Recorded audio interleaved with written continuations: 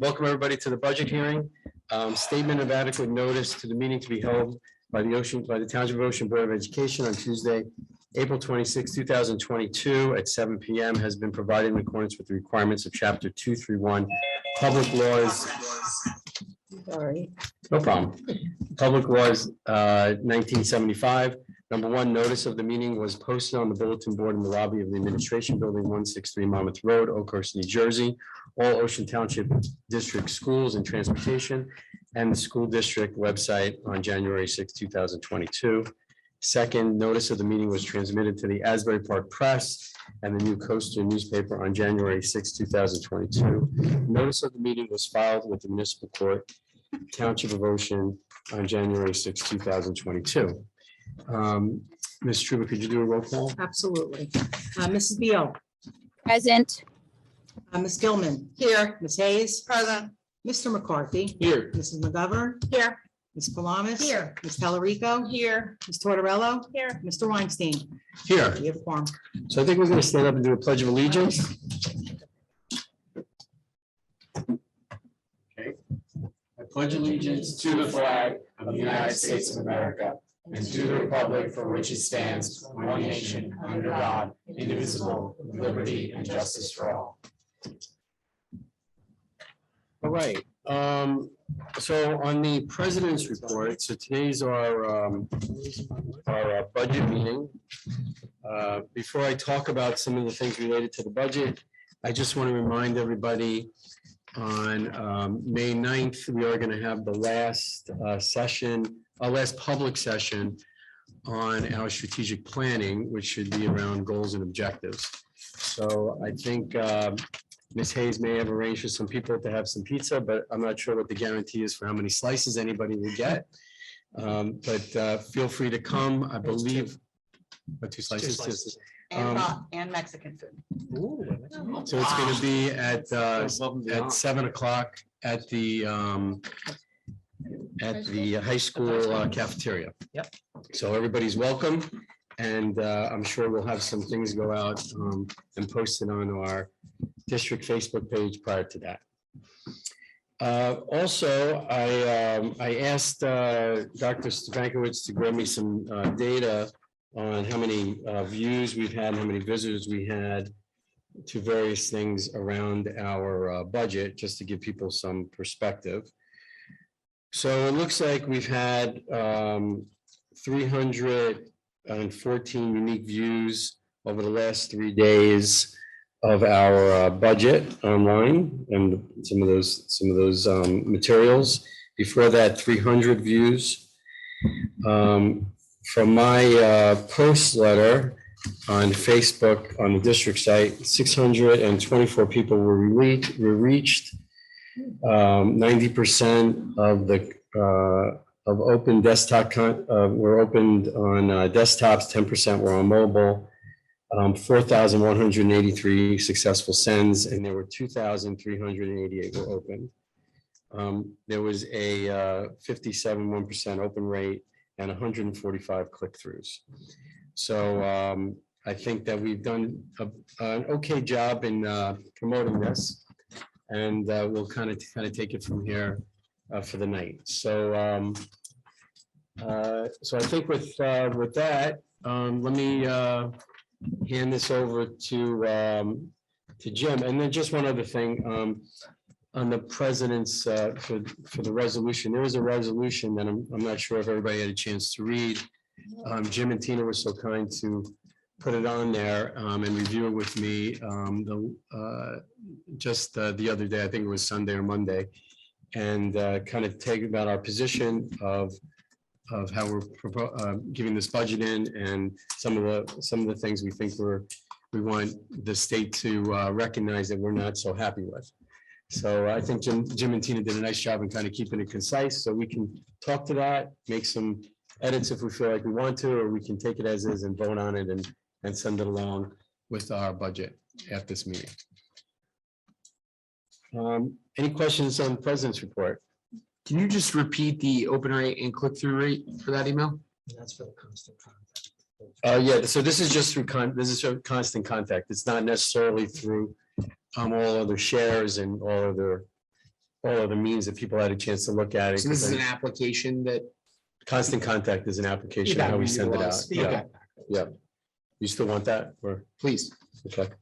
The Constant Contact one was 4,183 successful sends, 2,388 opens.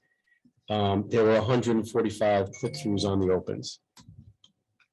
Thank you. Okay. All right, so with that, let me turn it over to Jim and Tina, and you all can take us through the budget. Great, thank you. Welcome to the budget presentation, the official budget presentation for the 2022-2023 school year. Unbelievable that we're getting to that point in terms of 2022-2023. So tonight, we're going to go through much of which we've been through with the preliminary budget. Not really much has changed.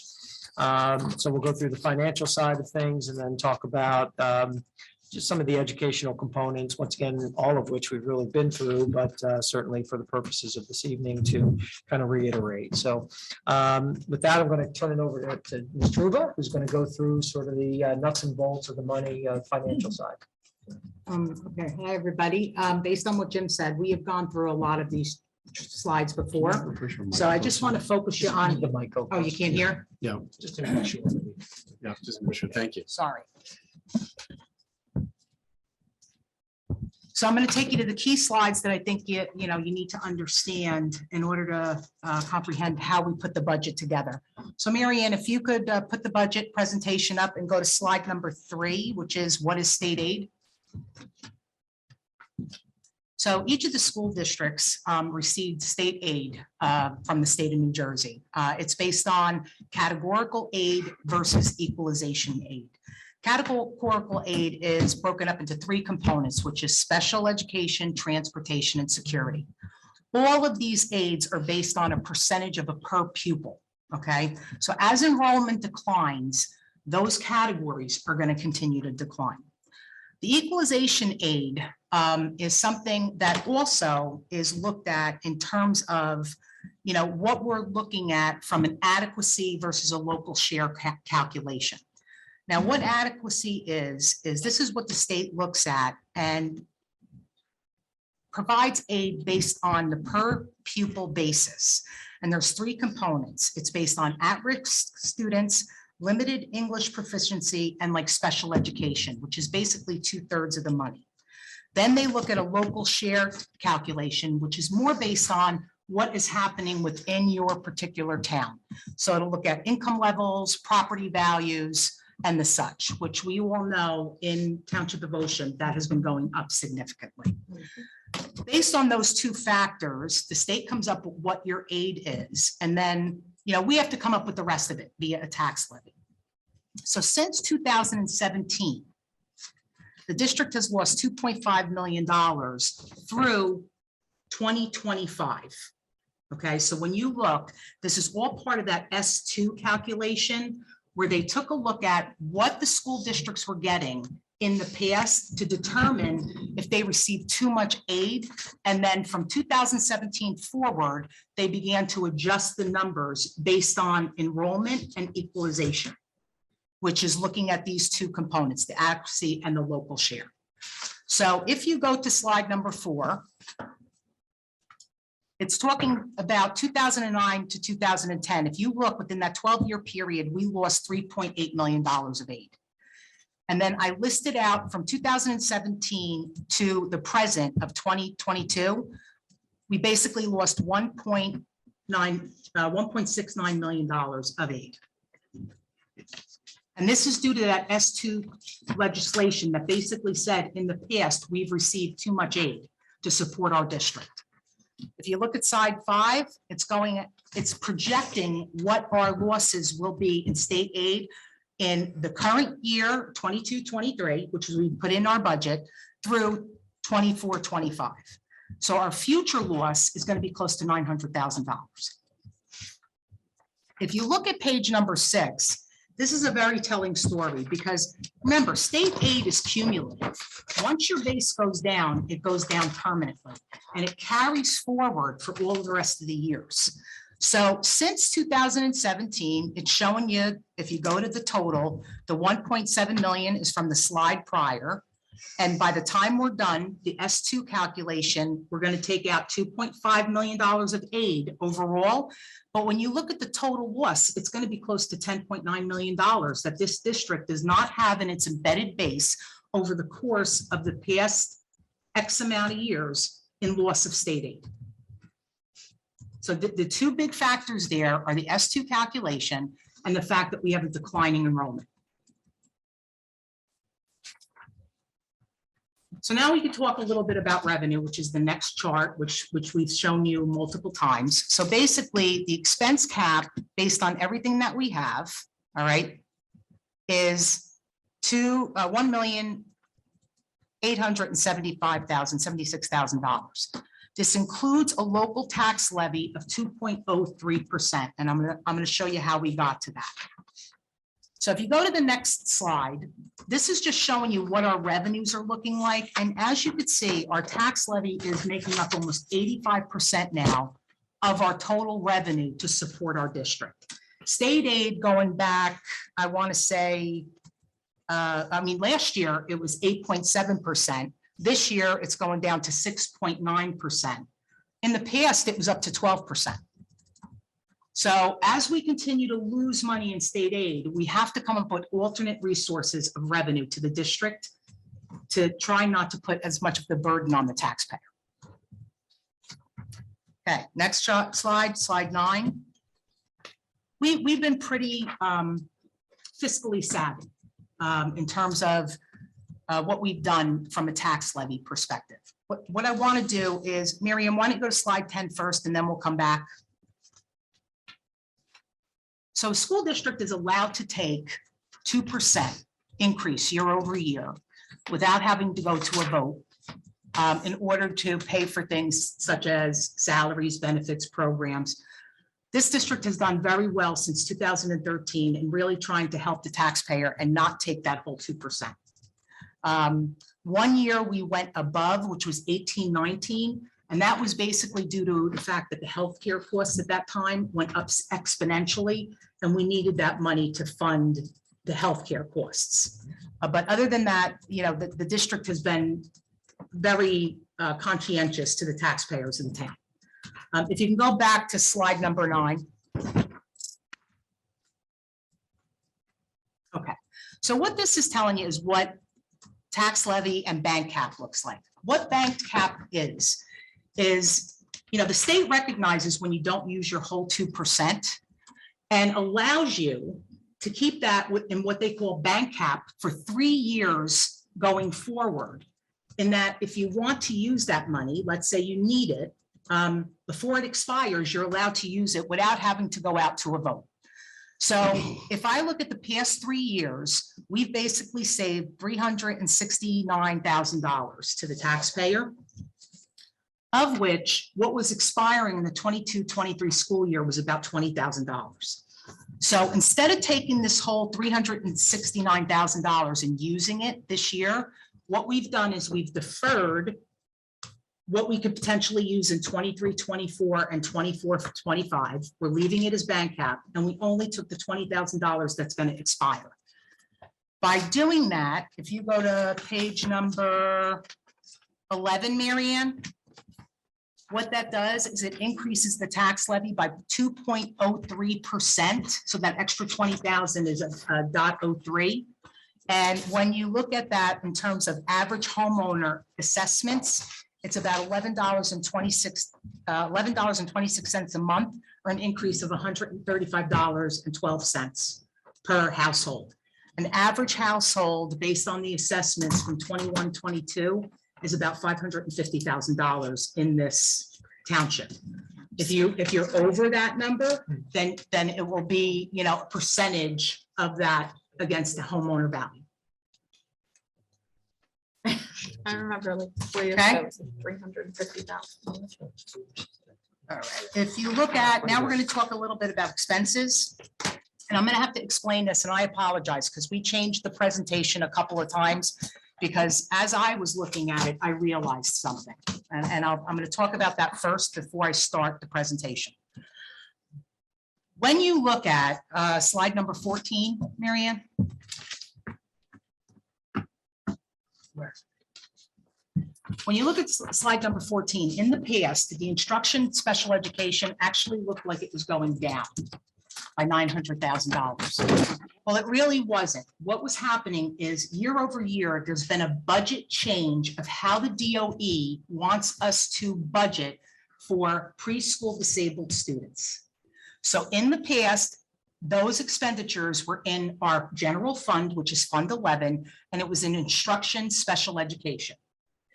Going forward, that money is going to get transferred to our preschool budget, which is Fund 20. So when you look year over year, it actually looked like we were going down like $1.1 million, and we weren't. What we're doing is it's transferring the 22-23 pre-K disabled costs, a percentage of them, into our preschool disabled, or our preschool budget.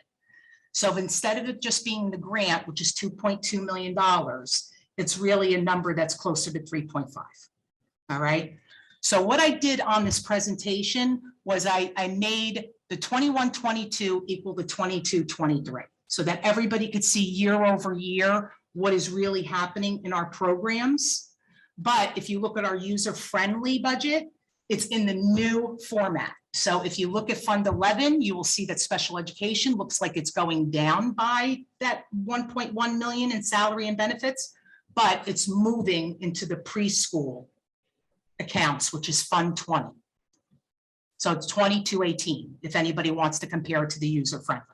So, you know, I think this is a better way to talk about it, because people thought that we were eliminating special education services, and we can't do that. It was just how it's being budgeted, okay? So I wanted to take the time to show that. So when you look, our expenses are allowed to go up by the 2.35% year over year, basically.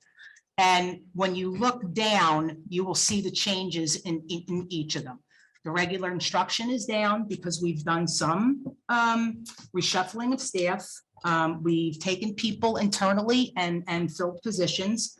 Where people have left that they were at higher salary basis, we hired them lower, so there's breakage, which saves money in the budget. Special education is up over 6% when you look at what we're doing internally, plus our out-of-district placements.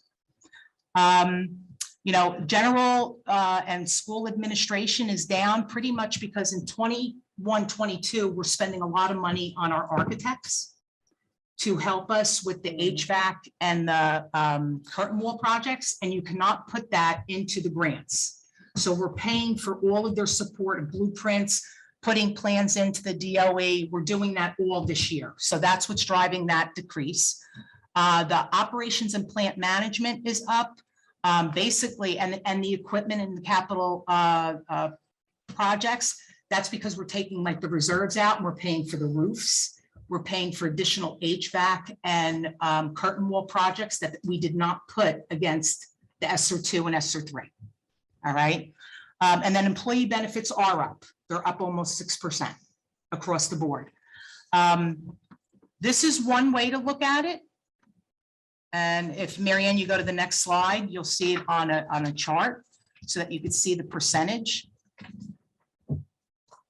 And then the next chart is really breaking it up by what I call like expense classifications. And, you know, when you look at that, you know, you'll be able to see that, you know, 80% of how we spend money is basically labor. So school districts are very labor intensive, you know, and salary and benefits are a very large piece of that. And most of it is contractual because we've signed pay raises through, what do we go, Jen, 24? This is the first year, so through 20. So we have 3 more years, correct? So, 2 more years. So pretty much we know what those top 2 lines are running, you know, pretty much the state with the benefits, I can get that information. But we know that that's going to continue to put more than a 2% increase as a burden going forward as we're building the budgets for years to come. Okay, next slide, Marianne. All right, this is showing you exactly what I was just talking about. Between, you know, the salaries and benefits, it's making up more than almost 80% of your budget. Okay, next slide. All Right, so, what we've been doing as an administrative staff in the district is we've really been trying to control expenditures. And we've been joining cooperatives, which are other school districts in purchasing what we need to do for utilities and supplies. We use ed data. We try to leverage spend with utilizing, Monmouth Ocean Education Commission. We're doing a lot of stuff with our township where we're sharing expenditures, where, they'll do our snow removal, we're cleaning, their offices. So we're trying to absorb costs across the township and the school as much as possible. The next slide, Marianne. All right, arrangements with other school districts. We have a bus yard that has, a mechanic space in it. Now, is it optimal? Does it fit the buses all the way in? No, but we have good people that we brought in. We have 3 mechanics, and we're leveraging that across other districts. So Shore Regional is now sending their buses to us, and we make a percentage when our mechanics are working on that. MOESC is now sending 2 of their buses to us to be able to do the repairs. We also work with Deal very closely because they're a small district, and we're working with them on custodial, more grounds, to be honest. They need help with like their soccer fields, their softball fields, and also for cafeteria services. So we prepare the food here and we transport it there, and we get some type of money back to do that. It helps offset the costs of like the driver and some of the people that we have working here at our organizations through Sodexo. Okay, next page. I also wanted to let you know the administrative team here, both Ms. Weldon's department, my department. I have to say, a lot of the principals, they've been helping us with like special grants. And over the course of this year, I just wanted people to understand these are grants that we've received to do projects that we would not have been able to do in district with the money that we're getting for our general fund. So some of the big ones, everybody knows about the ESSER funds and how we're using that for HVAC projects, for our curtain wall, the safety grant we've used to upgrade cameras. We're getting that money in again this year. That's by being in the consortium of the New Jersey School Insurance Group. So every year we get money back on that. We received a grant on the Special Olympics that helped pay for some of our athletic coaches to go and participate in those events. And then we got a security grant from the state that helped us upgrade a lot of our wireless switching and our monitoring services within the school districts. And next page. Now let's look to you, Dr. All right, well, thank you, Ms. Unless you Struber. want me to take finance questions first, unless you want to. I think let's run Go it through it. and then we'll go Go from ahead. there. All right, so great job. Thank Thank you. you. And why do we do all that? We do that to educate our kids, right? And that's where we are. So if you go to the next slide, Marianne, I think what's most important is when we talk about our education and what we do is how we engage kids and what our teachers do every single solitary day to provide the most innovative and exciting instruction that goes on and really works to engage kids. And you see some pictures here of kids within our Spartan schools, kids in our science labs. And we found out recently, and while the OTHS Science Lab is up there, I'm going to make a quick announcement. So as you know, every year we have our School Teachers of the Year, which is a great thing. And every year those teachers put in for consideration as the County Teacher of the Year. Well, we don't have a County Teacher of the Year. I want to say that. However, one of our teachers was one of the 6 finalists for the County Teacher of the Year, and that was Megan Etzen from the intermediate school. We found that out, and unfortunately, we found out she ultimately wasn't selected, and she knows this, so I'm not breaking it to her over the air here. Right now, she's like crying and everything. But I think that's an outstanding thing for her specifically, the school, and of course, our district as a whole. So congratulations to Megan Etzen on making it to the finalist round for the county.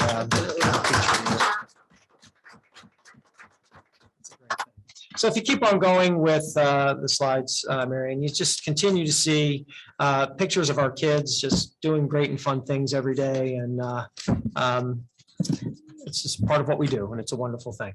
Can continue going. So just once again reiterating, and I'm also hot off the presses today, as a matter of fact, that the 2022 rankings came out, and once again, our high school was ranked. And it says top 40 because that's what they do, but it was really right around top 20% of schools nationwide that ranks as part of their top schools. So that's a wonderful accomplishment for the high school.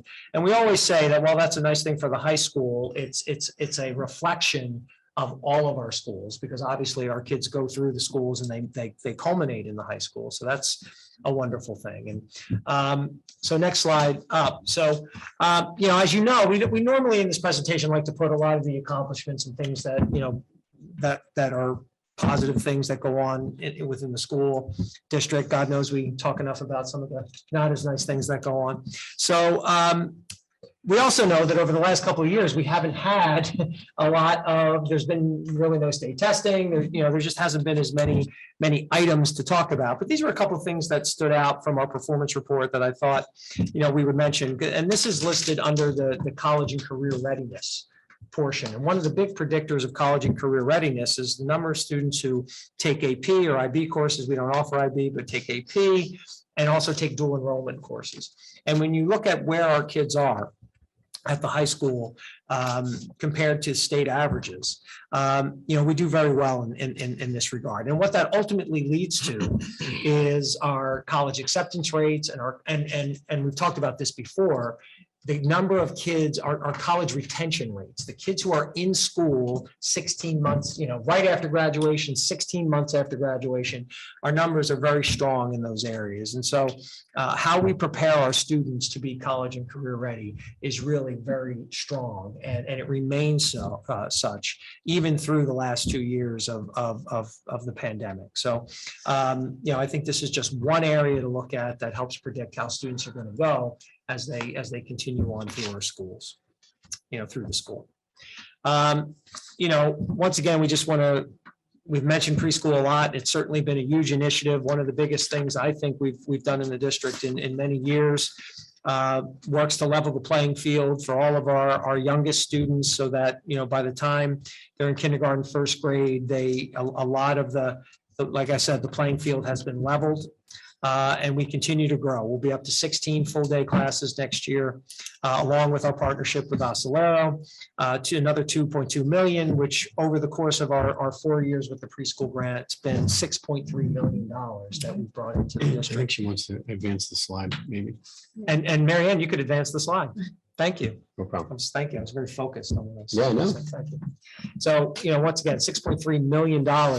And just a nice old picture there from when Governor Murphy came and visited us a couple of years ago. Great photo op. Everybody, trying to get in there. Next slide. And just, working to reemphasize some of the major things that we've been able to do and accomplish over the last couple of years, and what we've been really looking to maintain. And we mentioned the full day preschool, which has been huge. Our all 5 schools being certified as future ready a few years back. Most recently with our new social studies program at the elementaries, new electives at the intermediate school. Of course, we've spoken a lot about our Spartan schools, computer science initiatives from grants we've gotten from the Department of Education a few years back, the addition of our education technology specialists, our interventionists, our academic coaches, our BCBA BAs and behaviorists, full-time student assistance counselors, our diversity initiatives, including our equity coach and our SEL coaches that we've brought in, and all, of course, supported with staff professional development. So we've done a lot, and all of this through what I believe has been the toughest stretch in I say the history of education. I mean, I've been in it 24 years. It's certainly the toughest in the last quarter century. And I stand by, even beyond that, longer than that. It's been quite a last couple of years. And I think, the work of our staff has been outstanding. The work of our students has been outstanding. The work of our parents and the support of our parents has been outstanding. And, we are here today because of all of those groups working hard every single solitary day. And it's been tough. It's been very tough. And it's taken a great toll on a lot of folks. But we are doing everything we can to make it through and provide great experiences for our kids. And I'm in awe of the work that our kids and staff do every single solitary day. And I don't think it's too early just to give a shout out. Next week is Staff and Teacher Appreciation Week. And if anybody needs that appreciation, it is certainly educators and staff nationwide for doing amazing work. So we look for that. What's that? Oh, and tomorrow's Administrative Assistants Day. And if we didn't have our administrative assistants, I'll tell you right now, this entire district would collapse. So I would, so don't worry, we're taking care of our administrators. At least we are in this building. I'm not sure what they're doing out in the schools, but we're taking care of our administrative assistants in this building. So it's a terrific thing. So just more great pictures of our kids, because that's why we're here and that's what we do. Showing off our Spartan schools. Some of the work we do with Spartan View, right? Is that what the middle school is on? Yeah, Spartan View. We're looking forward to bringing back our academic fun nights, which we've done over the last so many years prior to COVID, and we'll look forward to that. So when we talk about, and we've been through this, what have we added in terms of personnel as in this budget? The main thing we really, as we've talked about all along, the budget, it was a very difficult budget year, losing the state aid that we lost, some of the increases that we saw. So this budget was designed to be more of a maintenance budget than an addition budget. Even with that said, there are some programs that we were reducing, including the French, which we've talked about, the elementary Italian, which we've talked about. But overall, considering how much we've lost, we were able to maintain the overwhelming majority of our programs. But what we have added would be the in-class resource teachers, which are really for the preschool. So these are teachers who will go in, and because the preschool are inclusion environment with special ed and general education students, we need teachers to go into the preschools and work with special education students. We've added some bus drivers. Our preschool grant will enable us to add 3 preschool teachers and 3 preschool aides. And also disability teacher, preschool disability teacher, which we will fill from within. Many of the openings we have this year will be filled from within through transfers and changing in positions. Some of the capital increases, and we've talked about these once again, I think in quite a bit of detail. Our HVAC at curtain wall at TOIS. We spent a lot of time talking about lease purchase with our buses. There'll be some sidewalk and curb replacements as needed, and our technology upgrades with teacher laptops or Chromebooks for students, and some switch projects. And radios that we secure. So, we always talk about how we communicate with our community, and obviously our website is a major source for that. Many of our staff members are on Twitter, our Facebook account, and Web Backpack, and we also use our Power School email. And when we go to Genesis, we'll be doing that as well. So, what were the impacts? And we discussed these, as we said, there will be some higher class sizes in some areas, probably most notably because of reduction in some of the sections at OTES. Some of those class sizes will increase, still far below what I would say are probably county and state averages, but they will increase from about 14 to 18. I mentioned French and elementary Italian. There were a couple administrative positions that we were hoping to get, particularly with preschool, that we're not going to be able to do. There will be some teacher movement around the district, and you'll see that at our May 10th board meeting when we do those approvals. We weren't able to do the switch upgrade here in this building and the pre-K playgrounds. And just to say, we have pre-K playgrounds, just we were looking to do some upgrades and we'll have to just put those off for a little bit. But those are the primary, impacts overall of, but we were able to maintain the overwhelming majority of programs and personnel, which was really a key goal, right? So with that, happy to open it up, answer any questions. I just have a few. Yeah, Denise? Okay. The sidewalk and curb replacement, it just seems like we've been doing it for years. Are we close to having the majority repaired or not really? I would, I know Tina's, That's an ongoing thing, It's an because you ongoing thing, always wind up getting cracks Yeah. in years. a lot depends on the type of winter it And then is, the how winter cold, could come. how and- much ice, Exactly. how much salt gets Is put it- down, is how it much. major repairs that? No, it's It's not wear and major, tear. it's wear and tear, and Yeah. if you have to replace a slab, it might be $1,000, Very so we put costly, $40,000 yeah. to $60,000 in the budgets always to keep up with it, just in case. You don't Done a want lot to of- leave anything that looks unsafe. Yeah, you we've know? So the done- we've- majority of the repairs are repairs and they're not replacements. Correct, well, Okay. you're replacing a slab, No, not the okay, whole not the whole walkway. thing. Like if Okay, you got go it. over to TOIS, for example, and you go in through the fifth grade side, you see a lot of areas where full slabs have been replaced, but you also see a lot of repairs, Yeah. filling in cracks and sidewalks. Sometimes the sidewalks take a beating. When we move snow, Right. and the machinery hits into the sidewalks, it'll chip the curbs, it'll chip it. So those are a lot of the repairs. Nothing big like the high school. Remember the high school did a Yeah. lot of the parking lot last year, but Yeah. that's Correct. Okay, thank you. Does anybody have a question? Sure, John. Mrs. Truba, in regards to slide, what is it? 2, 3, 4, slide 4, Go ahead. where you list out the loss in state aid year over year. And you had mentioned that it was due to the S2 district issue S2 and enrollment. and enrollment. Okay. Do you know, not to put you on the spot, but do you know off the top of your head how much of it is solely due to S2? The Either- the S2 component was the if you look on slide 6. The S2 component happened from 17 on, so it's the $2.5 million. So, In total, we're down like the 3.6, I believe. and I just want to clarify my understanding of this S2 issue is that the state realized that they believe that they over allocated money to us. In the And now past. they are retroactively taking that money back away from us. And they did it over a certain amount of period of time, correct, from 17 to 25. And it's based primarily on our levels of adequacy, Right. which we are found to be Above. over adequacy. And also a lot of that is due to declining enrollment. So basically what they do is they have a calculation.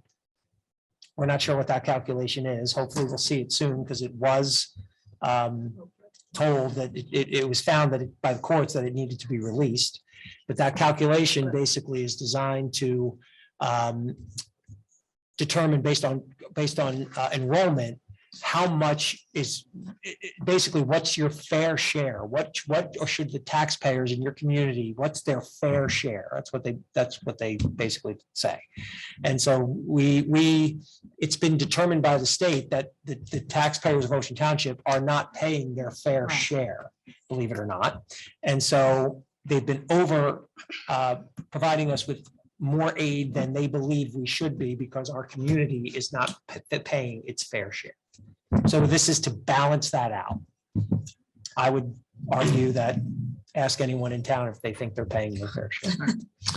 I'm also, my final follow-up question, but I'm a young man, but I have been. Congratulations. I have been in the federal government and I've operated with many budgets, but I've never heard of an entity retroactively taking money back that was previously allocated. So I open this up to the board, but have we seen other examples of this? And we have. And well, Okay. it's not just us, this is Yeah. happening Oh, this- across the I state. understand Yeah. that. I understand that, but So it was voted on by Senate. Oh, yeah. right? It's And passed by the and it was legislature. passed down through legislation Yeah. and we have to follow that. But they're Okay. not taking it back, like, they didn't give us Right. 500 grand and then they're somehow taking it out of our They're bank taking it account. going forward. Just- no, They're they- looking they're- at- yes, yeah, yeah. They're basically saying we've overpaid you for the last X Right. number of years, and now going forward, we're going to Yes, just. out of your paycheck. Right, we're gonna, Yeah, I right, mean, you're gonna John- pay us back just over I mean, time. John, if you, they're also would claim that they're eased us into it over time. That's what their claim, that's what the state's claim would be, that Sure. they have financed our gradual Decline. decline. That's what the state's claim would be. Correct. So they're doing us a favor. It's, I disagree with that. That's what the, that's what the, we're gonna amend the resolution. Thanks for the favor. Yes. That's what the- Whereas, thanks for the favor. Whereas, thanks for the And never be- Thank you. But on a more serious point, I do want to say that these last couple of years have been trying times. And to have to go through extensive budget, extensive, I don't want to say budget cuts, but budget cuts to I would say an budget extent, cuts. budget cuts, for us to go through that and also have to make real choices between critical infrastructure and teachers and all that kind of stuff is just,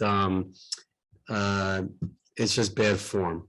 And I think it got accentuated these last couple of years. And I think that's why, you know, when we were in it the last couple of years, where we were caught up in so many other things, that now I think it really is time for us to kind of state our case and try to get some more attention around us, around this matter. And we're not alone, you know, some districts have lost tens of millions of dollars, right? So we're not alone. But whether we were alone or not alone, we should probably still jump in and make sure we're heard as best as we can be. So I was encouraged by the number of people that opened our budget and kind of took an interest in it. So that would be a good thing for us a good platform to jump off from, right? So we can capitalize on that. So by the way, everybody who helped share my letter, great. I appreciate that. And thanks Jim and Tina again for helping me post that and for the translation into Spanish as well. So thanks for that. Do we have any, I think Irene, you were next.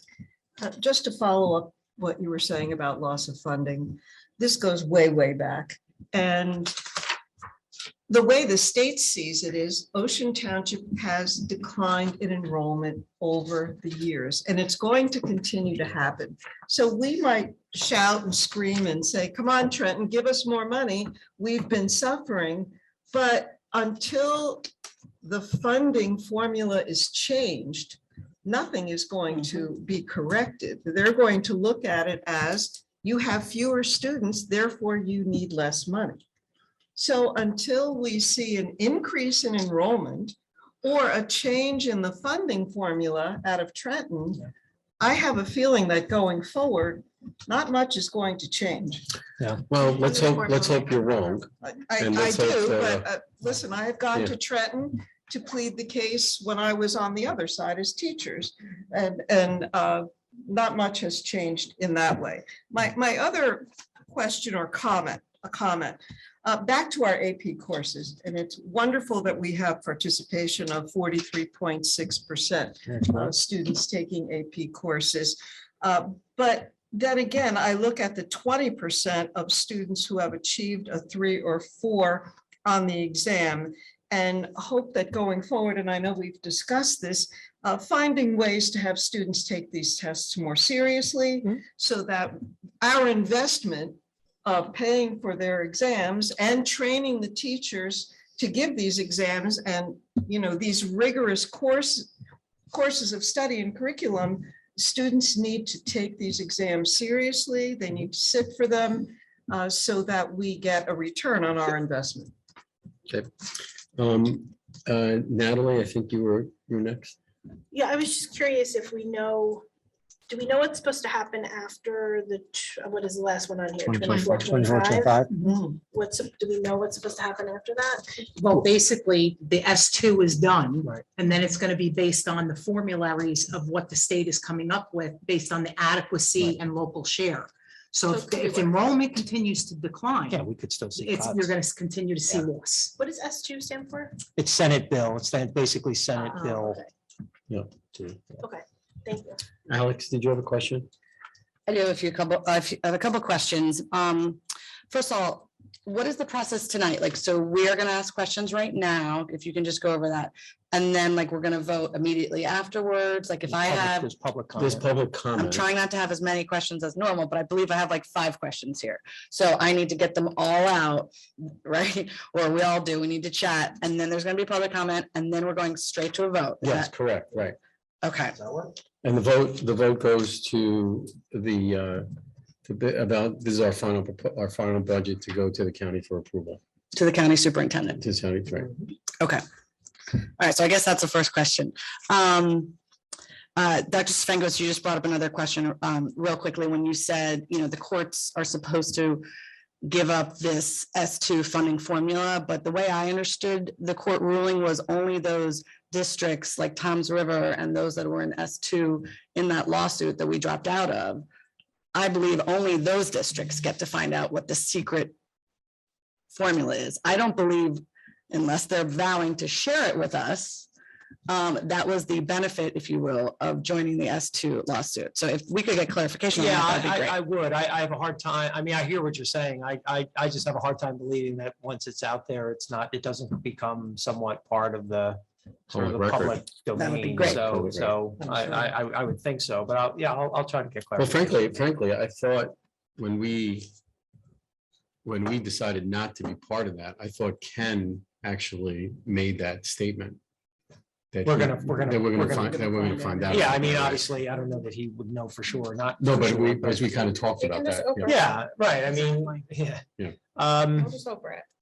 Yeah, I would have to believe that once it becomes available, at least in some capacity. Be a it's- tough secret.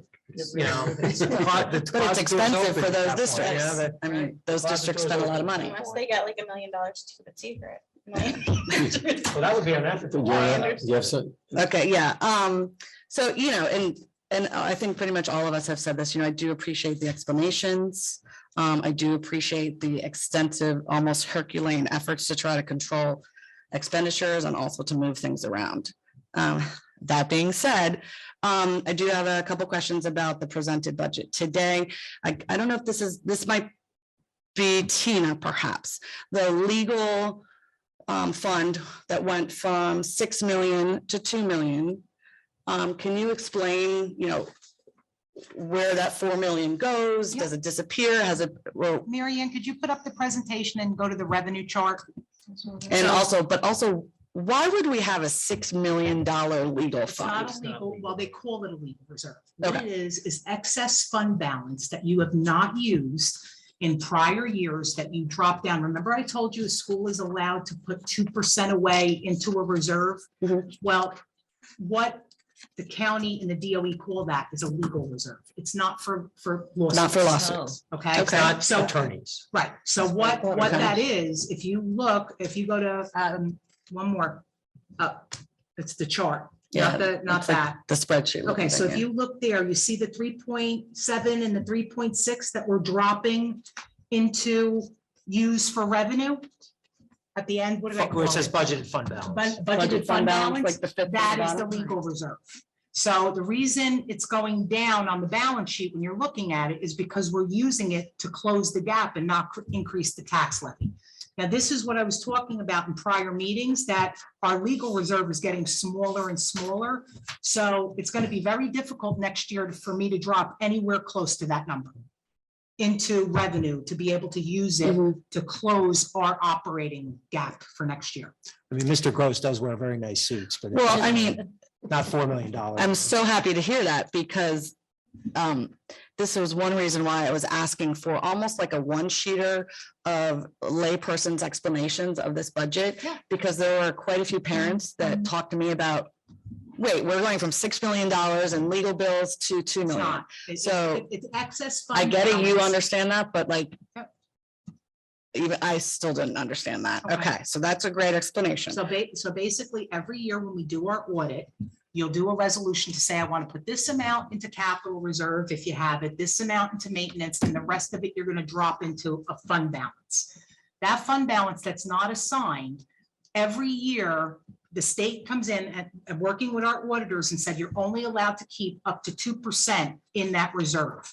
Well, this year we were allowed to keep up to 4% and chose not to because we needed more money to close. So we only kept the 2%. So that's why now we're at that balance that we're Okay. at. It's a huge relief for, I think, a lot of people who probably thought we spent 4 million, as you said, on attorneys. Okay. Going down my list here. There is a slight increase in summer expenditures for next year. Dr. Stefanowitz, could you understand that, or could you explain that, please? What are we doing, actually? Like, what are we getting with that money? What are we doing for students? Well, I think we're going to see very similar to what we've done in the years past. And, you know, part of that increase is the desire to have more staff and also I think having our child, there's some differences in the contract that require us to for child study team and also increases having our SACs, you know, back in. So I think it's going to be very similar to really what we've seen in the summer. Summer CST, for example, has changed because it used to be an hourly rate. Now it's gone to a per diem rate. So that'll be a little bit of a difference in. So this sounds more like staffing increases costs rather than programs. Well, the for staffing funds students. our programs. I mean, our staffing runs our programs. Programs don't happen without staffing. So Okay, the but do you majority of the cost of summer programs is staffing. Okay, but do we have any concrete examples? Like we went from 300 kids taking summer school to, due to this $200,000 increase for next year, we're gonna now make it 400 kids. Yeah, can I just Yeah, go interject? ahead. So Carissa, we used a lot of that money to fund our summer school last year, the year that we're in. Next year, we do not have that money, so we brought that money, we met with Kelly and the entire team, and we said, what do we want to do for summer school? And everybody said, we want to keep it flat. We need the same type of programs to help us. So we chose that was important for us to do, and we funded it out of our operating. Which is budget. where we always funded it. In the past, Right, correct. just, you know. So we're not expanding it. We kind of had to pay for it another way. So Well, that, when you, Yes. you know, like we've said many times, once you take something out of a budget and take it towards grant funding, Right. when those grants end, You have to pay for it again. Put it back in the Sure. budget. So it'll look like this gigantic significant Right. increase, Mhm. but really it's just putting Okay. it back in where it Yeah. once was. But there will be some increases just because of the nature of you know, like I said, some of the, how we pay people in the summer. But as far as programming is concerned, Yeah, students. it'll look very similar to what it did last year, or certainly the year before. so we are not growing essentially the student population of our summer program. Yeah, I mean, honestly, I don't know how many more kids would really want to. Well, whether they want to or not is different than what parents want them. want them to do. Well, when I say. I'm not asking my Well, when kid I if he say wants to kids, I'm do it. talking about kids who will Can I actually just ask come. a question on that? Did was there any student that asked last year to come to any summer program that we said, no, sorry, we don't have the funds or the No. capacity? Don't believe so. So You we know, still, I think like- Kelly's on the phone. I don't know if Kelly would be better able to answer that. I don't know if we've No, turned we didn't- anybody. Yeah, but we Anybody- didn't make it like, it's open to all. I mean, it's not, let's not also make it No. sound like we did make it But to we served- all. We served more kids last year than we ever have. Sure. You know, I think the students and parents who wanted their students served, I think were served. And it was a lot of kids. Okay, along those veins, can you explain then, basic skills went from what? I'm going off the top of my head, like 3-something-100,000 2 years ago to this year, 400,000. Now we're going back to like 200,000. So I'm reading that as a parent, as we are significantly cutting basic skills. Are we, and can you explain it? Thanks. No and yes. No, we're not cutting it. And yes, we are, I can explain it. So primarily, it's staffing. So with some retirements, we are able to fill those positions from within. So in essence, they're seen as reductions when the same level of service will be provided. So if somebody was like a basic skills teacher making 80,000, they're retiring. But now we're having like somebody who was a classroom teacher, but we don't call them special skills. So it's almost like we lost that salary, you're saying, but Yeah, so We're in some cases, it's a shift in money. It's Okay. from one line, you know, it's kind of from one category to okay, so this another. is where all this layman's things kind of come into play. So we might be seeing less money allocated to special basic skills. but we are not seeing a significant reduction. Correct. Okay, that's very helpful to know. Mhm. Okay, I think I have like two more questions. I love that, and I applaud that we don't seem to be firing folks like some districts, what is it, Lakewood, Toms River, 20 teachers or whatever it is. In this budget, except for what I'm understanding is perhaps some eliminations of kindergarten aides, are we reducing any staff? Yes. Okay, can you explain that more, please? Really getting the particulars of that in this forum, in the public forum, I couldn't do. You'll get a complete, I mean, it's very minimal, but the answer is yes. And I did mention, I think I did mention in previous meetings in executive session, board, a couple of things and at our next meeting, the executive session will be outlined in great Yeah, detail. it was covered in executive session before. Okay, but if other districts can say, like if the superintendent of Toms River can say, we're losing 17 teachers. Yeah. I Like, mean, why can't we say that? We have, I mean, I'm not going to get into like the areas of where things are because I Sure. can identify people, but we have, I believe there was, I want to say that we had certainly one, what's a RIF or called a reduction in force. And it's possibly two. I think it's no more than two, if I'm not mistaken. Not counting the kindergarten aides though, right? Aren't we getting rid of 2 or 3 kindergarten aides? Yeah, right. And I apologize Not- for saying not getting rid counting of kindergarten, Not counting, I'm talking about teaching positions. teaching positions. Okay, so 1, possibly 2 RIF. They're not being gotten rid of. But right, those are positions, No not getting rid of. individuals. Okay, so the- When I talk about a RIF, that would mean a That's person. okay. That's a So person. probably also. In one of different our- Terminology than getting rid of too. Yeah, and I think in one of the, No, I doc- meant is when we say about having people lose their positions, getting rid of is probably a little. Yeah, that's why we say I- reduction. I just said, I Reduction. do apologize for saying getting rid of. Okay. But the elimination of kindergarten aide position, like that word elimination was in something. So that's one of those we're just gonna move. That is not, Well, all of those individuals have the ability to, the positions are eliminated. being cut, okay? But there's opportunities for those individuals, if they want them, to apply for other positions, particularly pre-K aides, Mhm. if they wish to go in that direction. So there's, I mean, if a person in that, who was if a person who was a kindergarten aide, is no longer employed at the end of the school year as in this district, it's Mhm. not because it was because of their own choice necessarily. They had an opportunity somewhere else in the district. They didn't apply to transfer or whatever. Well, they would have, right, they would have to let us know they want that, but if Okay. they don't let us know that, that's of their own choice. Okay. any other questions I do have a from anybody? comment, but if not, but I'll see. Done. Any other question? Yeah, I'm sorry. I just was confused by something, so I need to clarify again. And I think that this was answered, but then based on another comment that was made, it seemed confusing. So to confirm, for the S2 budget removal, I think or state allocated funds that we're no longer receiving, it looks as though it's around 2.5 million by 2025. That doesn't include the reduction in state budget based on enrollment. Correct. Okay, I just needed that clarified. And then if we can go to slide. I apologize.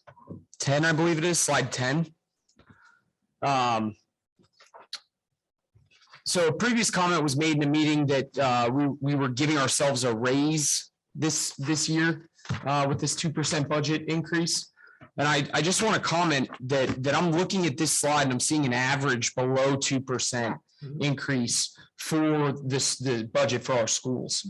And if we even look at inflation without the current year put in, right, that's a standard rate of increase of cost, right? So we're staying below that rate. Then we start to consider what it is this year, which some people are projecting at 8.5% for the year. We consider the gains to the consumer price index.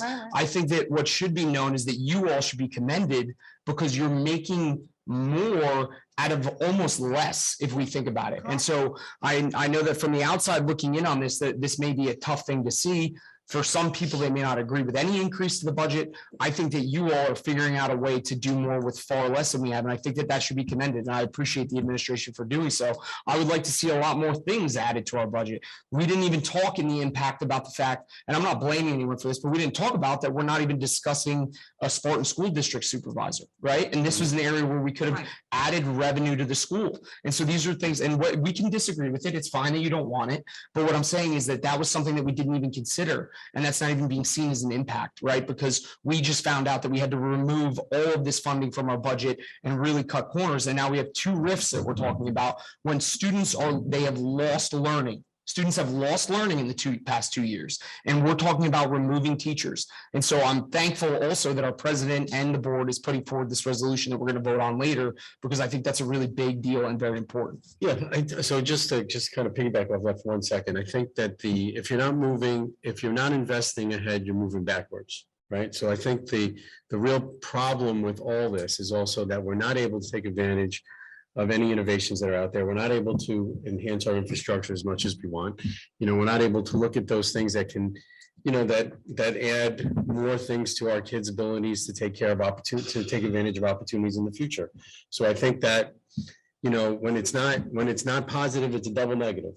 So I think that's the bigger. But when it's a double negative, it is a positive.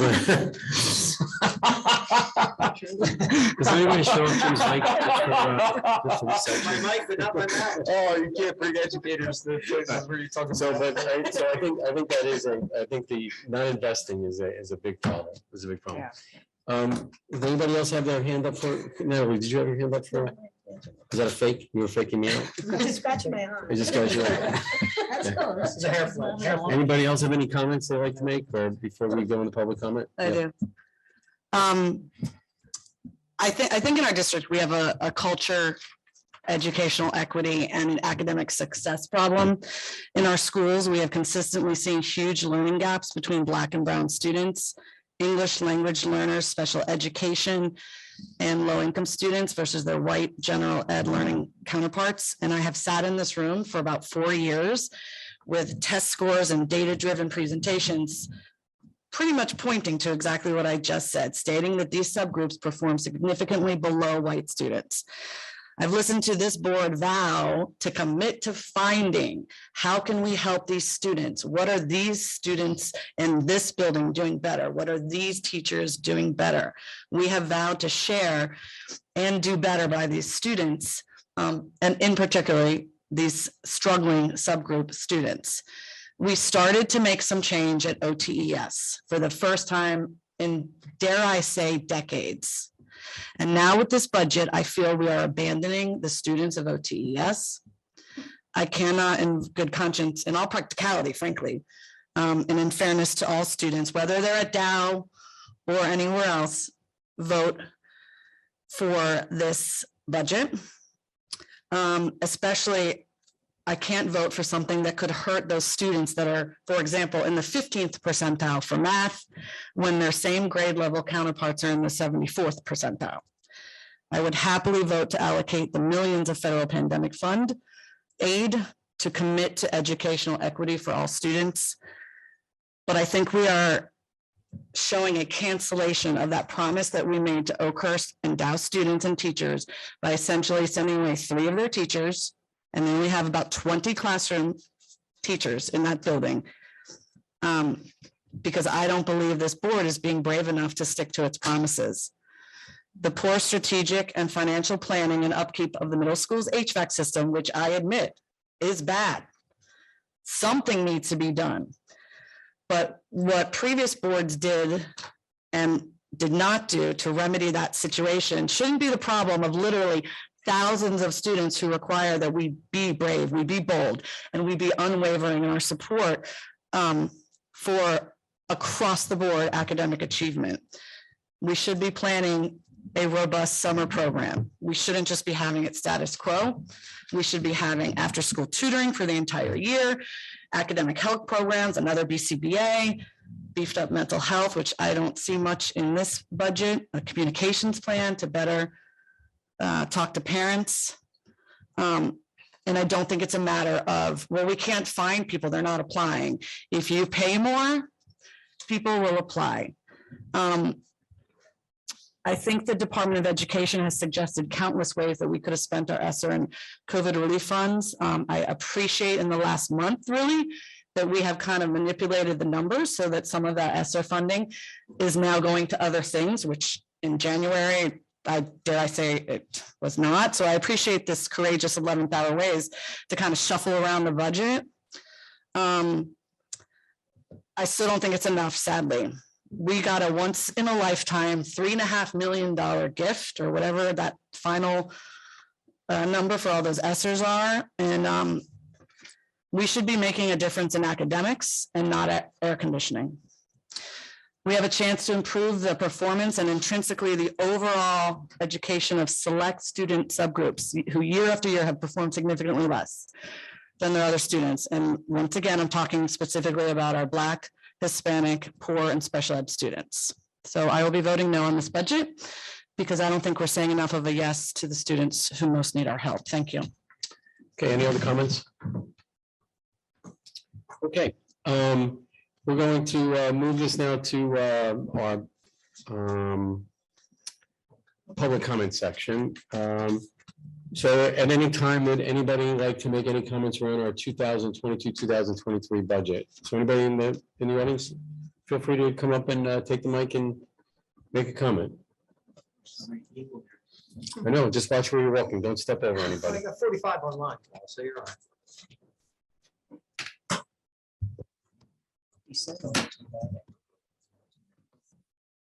Paul Marowitz, 14 Magnolia Court, Ocean. This current budget presentation had a schedule that showed what changed in terms of headcount. But I took a look at all the presentations that I could download from the website. And as I looked through them, I found that there was no schedule that indicated either the total headcount for the district or the full-time equivalents. And especially that might be helpful by type of function.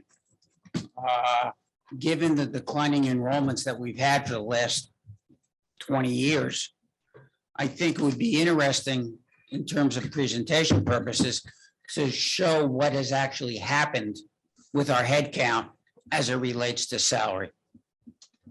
And hopefully we could share that information with the residents sometime shortly. I want to follow up on something that John said. And that was the allocation. And it's a simple question. Did anybody ask Vin Goebel to get a copy of the formula or speak to a member of the New Jersey Board of Education who probably had to review that formula? I'm not sure over the years of who's talked to who about what. I haven't How asked about in the about the last formula. year? We were trying to get that information now. I think we've asked a number of times for a number I of mean, we people. certainly inquired about it. Well, look, the question is, you're telling me that a senator can't get that information from the Board of Education? The Senate sets it. The- The Senate sets it, though, not. Yeah. How not the- about Not the, a member of the Board of Education who we It's all a, know? They your won't. point's noted, and Yeah. but thank you. Follow up on Alex's question of academic achievement in terms of students that are struggling versus what I would refer to as academic achievers. Have we done any analysis on a per capita basis relative to how much funding we're doing for struggling students versus academic achievers? Are we spending as much on AP courses as we are for our struggling students? That would be an interesting analysis to see in this budget. And my last comment would be the 2% or so increases that we've had for the last 10, 15 years in the Board of Education budget is going to reach a point where it's going to represent a percentage of our total tax bill, residents' tax bill, which may become difficult for the residents of this township? And has the board thought as to what that breaking point might be? The municipality has held the tax rate pretty flat through a variety of different techniques. The Board of Ed simply goes in with its 2% each year or thereabouts.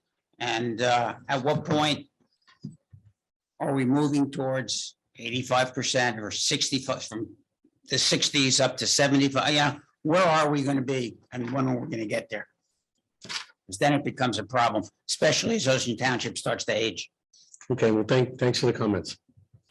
Anybody else from the? Whoa. You have to say your name again. No, you don't have to say your name again. I wanted to reiterate a comment that I made, I think probably about a month ago. Mhm. Tina and your staff, superintendent, you guys did a great job with this budget. It was difficult, and I know what it takes to get a budget balanced. Thank you. Thanks for saying that. You sure you don't have one more? No? Okay. Okay. Don't encourage. Okay. Anybody else from the audience? Just one planning board question. Different night. That was last night's meeting. We don't need to recap. No, we don't. Ms. Conway, anybody from the audience, from the virtually like to make any comments? No, President Weinstein, there are no commenters. Okay, great, thank you. Natalie, would you mind doing financial management and resource services? Take a sip of water before you start, Matt. By the way, Natalie, you always say no, I don't, I do mind. Say as listed. As listed is fine. Yeah. All right, so I'm making these as motions, Jeff, we're voting. You're making a motion for us to vote on it, and once it's second, if anybody wants to make a comment or ask a question about anything, we can do that. Okay, so we have three motions this evening, all of which are resolutions that will be voted upon by the board. 5.1, resolution adopting the budget appropriations for the 2022-23 school year. Whereas the tentative school district budget for the 2022-23 school year was adopted by the Board of Education, approved by the executive county business official, and the tentative budget was advertised in the newspaper of record as well as posted on the school district website. Be it resolved that the Board of Education of the Township of Ocean adopt the following school budget appropriations for the 22-23 school district budget statement as detailed below. 5.2, resolution approving the sources of anticipated budget revenue for the 22-23 school year. Section A, general funds, all of the details are listed here. B, capital reserve and maintenance reserve accounts. Section C, special reserve fund, and D, debt service fund. All the details are listed in board docs. And I don't have to read all that, right? No. No, it's okay. And 5.3, move to approve the resolution to restore state aid as follows. Do you want me to read this one? Sure. Okay. Resolution urging the New Jersey legislature to restore state aid to the Township of Ocean School District. Whereas the Township of Ocean School District has lost $476,000 in state aid for the 22-23 school year. And whereas the Township of Ocean School District has lost nearly $1.7 million in state aid since 2017. And whereas the Township of Ocean School District is scheduled to lose an additional $850,000 in state aid through the 24-25 school year. And whereas the Township of Ocean School District has navigated through a pandemic, which has dramatically impacted the educational opportunities for our students. And whereas cutting state aid to school districts after the past 2 years of pandemic is detrimental to students' academic and social emotional well-being. Now therefore be it resolved that the Township of Ocean School District requests that the New Jersey legislature refrain from cutting state aid for the 22-23 school year, and at the very least, maintain the level of aid received during the 21-22 school year. May I have a second? Second. I'm sorry, I didn't get who that was. Let's go, Irene. Thank you. Irene was very quick to the trigger. Anybody have any comments they'd like to make about any of the three items before we vote on them? John? Thank you. I just feel like we're being too soft in the request in 5.3 and that it's not asking for enough. And I think that I would propose that we amend it by stating that we expect our level of funding to remain into the 24 to 25 school year as well. And I'm happy to be told why I'm wrong or why that's not a good call, and I understand, but I think that I should agree. be, that should be added to it. I agree.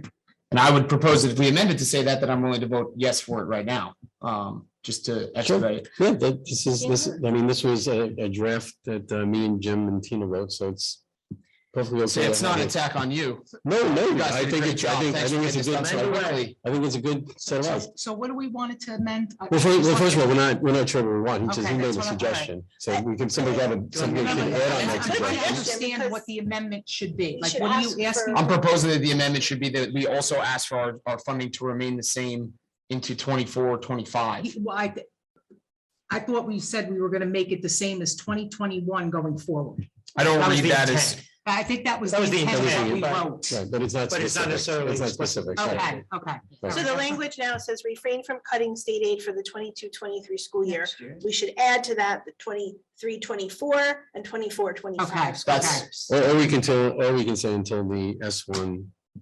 Formula S2, is- S2. I think just Unless- adding, I think just adding the years Yeah, is okay, well, clear, it's clear. First of all, if somebody, does somebody feel like we should be asking for anything more than that before we decide to, yeah, I think what do you want John, it, Oh, anything more than that?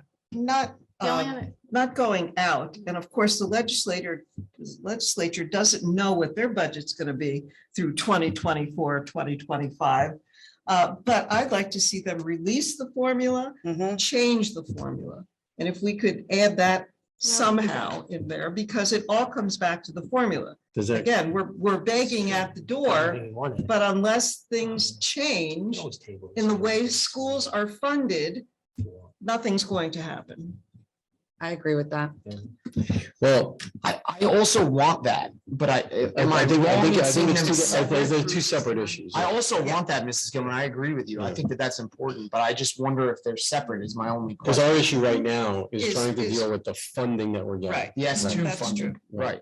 That's true. Can we, is it okay if we separate those two Yes. discussions? Okay, may I just- okay, Amy.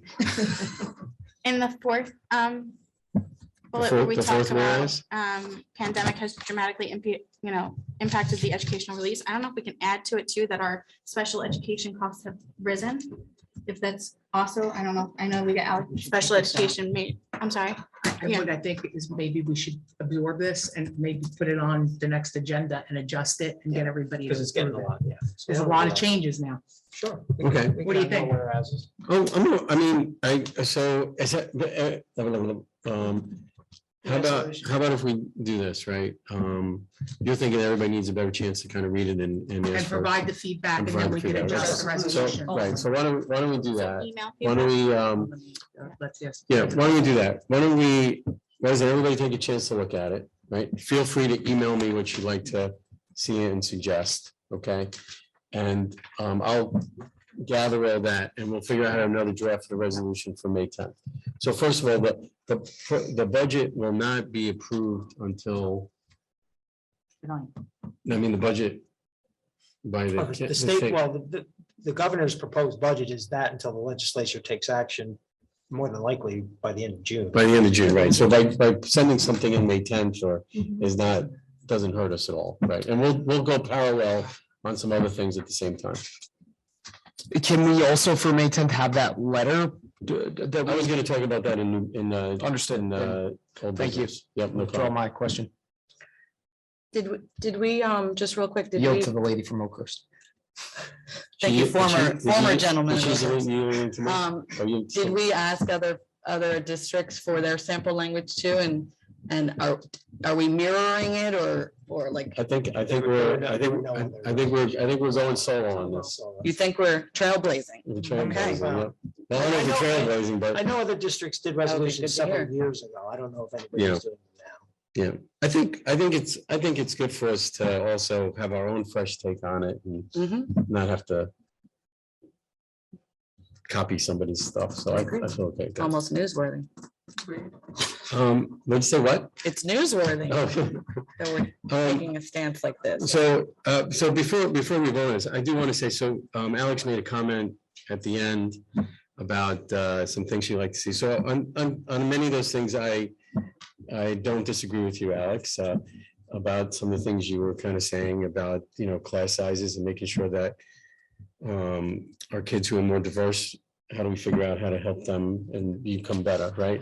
But at the same token, I do want to say that, I know that this budget was carefully thought through by Jim, Tina, the building administrators, all the supervisors. And, at the same time, it's the school district as a whole, we need to look out for. So I think there was a lot of thoughtfulness put into this and a lot of iterations. And so I wanted to leave it more on a positive note and supporting all the individuals that were participating in this, and also all the people who wanted it to have more available to them and realizing they don't have more available to them. And sometimes that in itself is a hard place to come back to work to, when you're realizing you don't have more and you have to work a little harder. So I don't want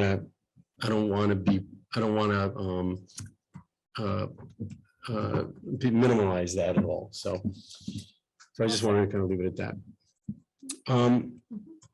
Anybody have any other comments about any of the 5.1, 5.2, 5.3 before we vote? So we'll be tabling 5.3. We're gonna table 5.2, right? I'm sorry, yeah. Jeff, I'd like to, or Mr. Weinstein, Yeah. I'd like to second what you just said. Balancing a budget, as Mr. Mayorwood said, is not an easy task. There's always people left unhappy. There's always, what's that saying? You please some of the people some of the time, that saying. And I think that's never truer than with a budget. And certainly, I'm with Alex on a lot of this. We always want more for the kids. But I also know that if the buildings are not functional, we have no place to teach the kids. So while it's a hard choice, I do appreciate the efforts of the administration. And I think we're doing the best that we can with what we were served. Great, thank you. Thanks, Natalie. Okay, so I think we can now go for a vote. Is it okay, Ms. Yep. Truitt? Okay, so we're going to vote for 5.1 and 5.2. Mrs. Beal, 5.1, I will recuse myself for professional reasons. 5.2, yes. And I just want to make sure 5.3 is tabled, correct? correct, yes, Okay. yes. Ms. Gilman, Yes, for both, correct? correct. Ms. Hayes, 5.1, no. 5.2. I'm sorry, I actually didn't focus on this one much. So I'm going to abstain from that one. So I didn't focus on it. Mr. McCarthy, Yes to both. Mrs. McGovern, Yes. Ms. Glamis. Yes. Ms. Tellerico, 5.1, no, and 5.2 abstain. Ms. Tortorella, Yes, to both. Mr. Weinstein, Yes. motion carries. Thank For you. both. Thank you, Natalie, and thank you, Ms. Truba. Old business. So for the old business, what I will have is on May 10th for us to preview a letter that will go out to the community on, kind of summarizing our budget situation, the resolution, and at the same time, putting in contact information and urging the community to reach out to our representatives. Okay. Anybody else have anything they want to, anybody? Oh, John. I thought that we were going to have a candid letter as well for them to forward on. Yeah, I'm trying to, I want to find out if that's wise for us to do and if it makes sense for us to do. I'm not sure having. I know From a that- legal perspective, is that the question? No, effective perspective. So I know that sometimes when we get canned letters from different groups, it really minimizes the impact of the letter when we see it. It's like just copied and pasted and so I'm gonna more. Can we put that up to the board, Mr. President? We can put that up to the board if we want, but when I was, I think it's also, you know, you want people to call as well, Yes. you know, email, so. Send carrier sure. pigeons any way possible, Yeah. smoke signals, I'm down for it all. Calling is known to be much more. Calling is effective much more than effective. Let's do it all. So can we do a script? We should do it all. Let's show up. I mean, People. that's a very common thing to do a call to action and give bullet points. Yeah. That is more effective. Talking points is something I would Yeah. entertain, yeah. I support the form letter idea. Just put your name and sign your name. I think we'll get a lot more people doing that personally. The, But they the might end up in the passive garbage. voter. No, via email. I mean, they'll get Via email. counted. They'll get It's already counted. counted But- and then, A yeah. call, I think, gives a little more sure. for people that, I don't know, maybe, We can encourage both.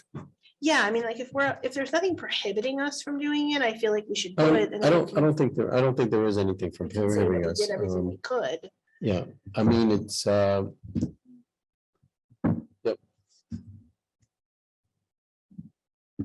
So why don't we do this? So, John, I'll work with you on this. okay? I would love to. So I would love to. I'll do the draft letter to everybody. You want to be part of I mean, I it? do this at my job, so sure. I'm not Okay, gonna- great. So I'll do the draft letter and then from there we can determine what the follow-up we want to Yeah.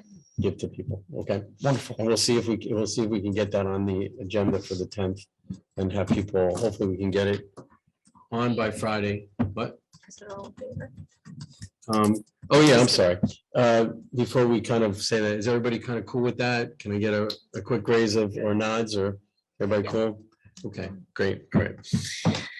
Let me see. So old business. So I did talk about the meeting we have on the 9th, right? 9th.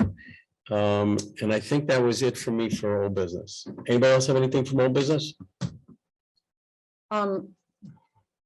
Yes. I believe we were waiting for a date in May for when we were gonna get a report on the discipline and the suspension reports and all that. Do we have that? You mean a meeting, right? A meeting Yeah, of like a date for when administration, that will be yeah. presented. That the May meetings. We have there's two reports that people had asked for. One was the discipline piece that we talked about. The other was a presentation on the new health and PE curricula. You know, we could do, I mean, I'll talk with Mr. Weinstein in terms of how we want to structure that. Sometimes, I mean, those have the potential to be two Yeah, somewhat time consuming yeah, things. So do we want to do them all in one night, say on the 10th, which will be a very busy meeting for personnel and other things?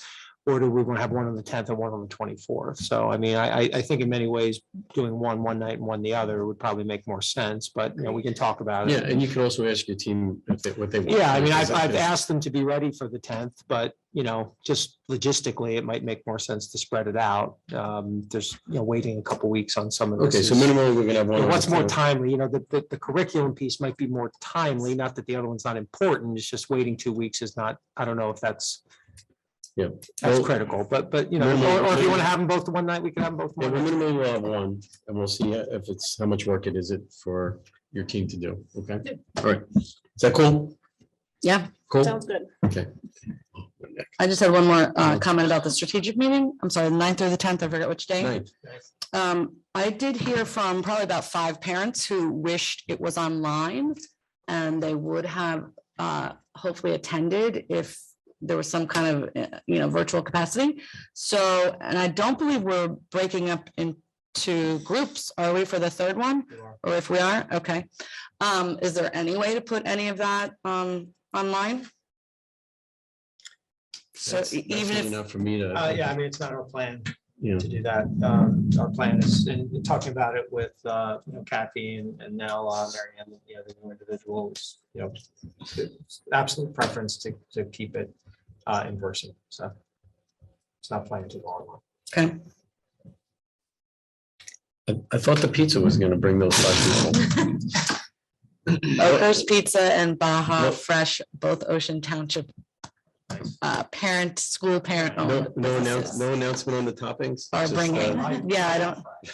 There will be 10 pizzas and some Mexican platters, Oh, but I don't think we should say you can have free dinner I think refreshments might be a nice, I'll say light refreshments. light refreshments will be provided. Maybe we I, can get some waters or something from Sodexo. Maybe Sodexo could We'll see what we donate can some. do. and, Yeah. and some of the PTAs have agreed to give us chips and waters and juices. Oh, look at that. Nice. Yes, Good Nice job, going. Miss Hayes. Nice going. gotta ask. Anything else? We're still in old business, right? Can you find somebody to put stadium lights? Anybody else in old business? Nothing? Okay, anybody for new business?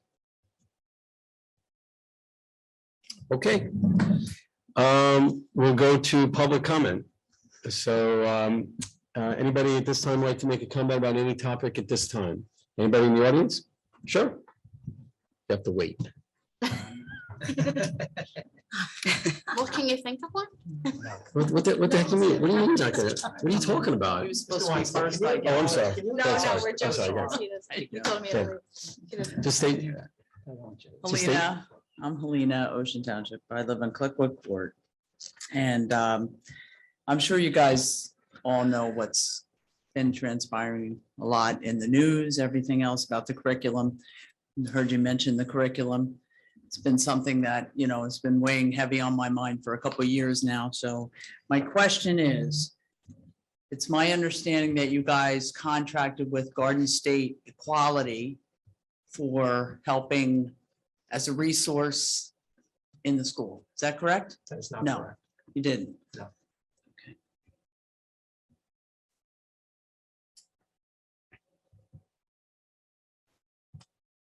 And when are you guys going to do the health curriculum? Because I know that that's a big topic.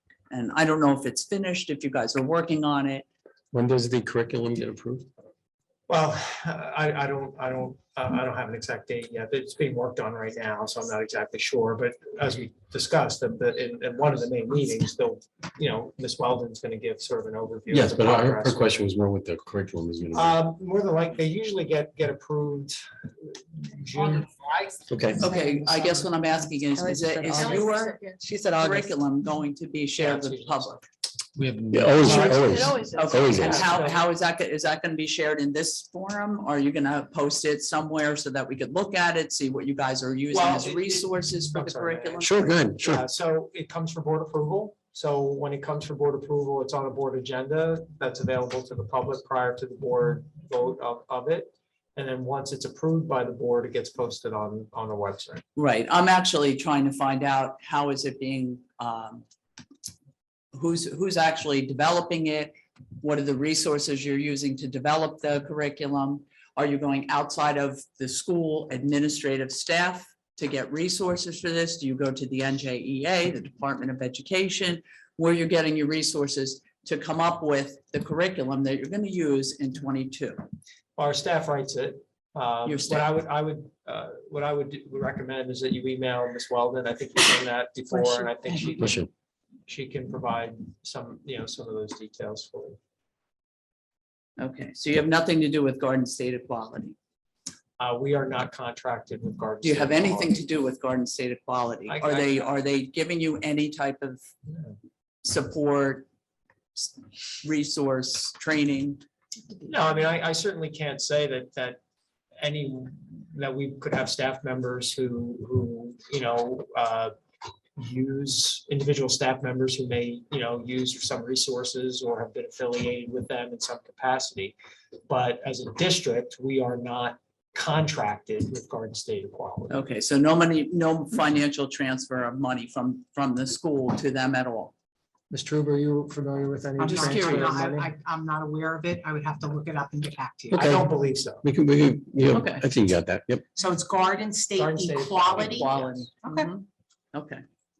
Okay, because I know they're contracted with a lot of different districts and I'm just curious because I was Okay, kind of thought that they were coming here. thanks for the question. Okay.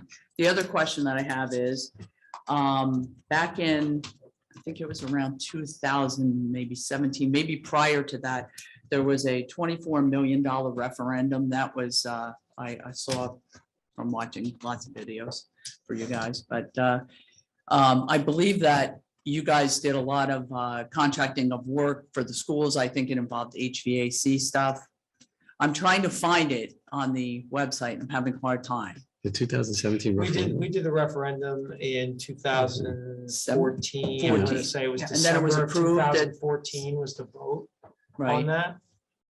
It was 28.9 million. I mean, We did the elementary school HVAC, that's the HVAC did that was done. elementary Just for the Yeah, elementary no. school? Is that where all that money went to the elementary school? no, I mean, it's No, spread out now. it's over not many Spread out different everywhere, areas. but I the mean, specific HVAC was in. Was in the Yes. all elementary the school? But not all. elementaries, Just like- some, I think No, some in they- high school no, as the well, Also. high school as well. Oh, high school. Yeah. What, is there a specific question you have? or is Well, the there- reason why I'm asking is because you, Alex, was even talking about the HVAC portion of the budget that's gonna go to that, and that has to be upgraded. I'm just trying to find out, was any of that money used then for that, and Not, what not at the was? intermediate school, in most areas, not in the intermediate school, which is where this allocation. is Oh, going. okay, not in the mid, okay, Correct. okay, that was it, thank you. Great, thank you. Anybody from the audience here have another question? Any questions? Okay, Ms. Conley, anybody remotely have any questions or virtually? Sorry. Yes, President Weinstein, Keith Chapman, Okay, great. please Go go ahead, ahead. Good evening. My name is Mr. Chapman, Keith Chapman from West Park Ave, Oakhurst, New Jersey.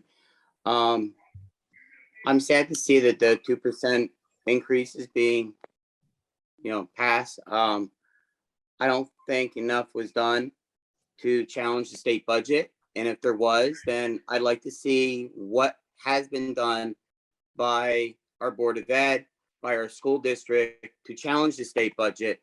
And, understandably, they're not giving us enough money. Well, what has been done to challenge them? If other schools have been reaching out, what have we done? We have been historically passing budgets with 2% increases. That's what that chart just showed us, I believe, that we saw a while ago was you've passed budgets with 2%. So that shows me that that's been the goal all along, to kind of be at a 2%. Nobody says too much about 2%. You would have to go for a vote, a 3 or 4 above the 2. But if it goes to 2, then it's not really just is considered. But I think more needs to be done. And maybe that's what our goal needs to be. An emphasis on challenges state budget. And yes, having our town send letters out, it's a good idea.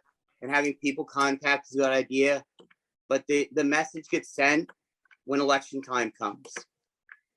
I think that's where it hurts people the most, is when people want to be elected. And that's when they'll listen. But Okay. I'm very disappointed to see it. Okay, well, thanks for your comments. Anybody else, Ms. Conway? No, President Weinstein, there are no more commenters. Okay, thanks, Ms. Conway. Thanks for orchestrating the meeting and everything. Really appreciate it. Can I have a motion to adjourn? Second. Great, thank you. Everybody have a good night. Thanks for the work here. Thank you.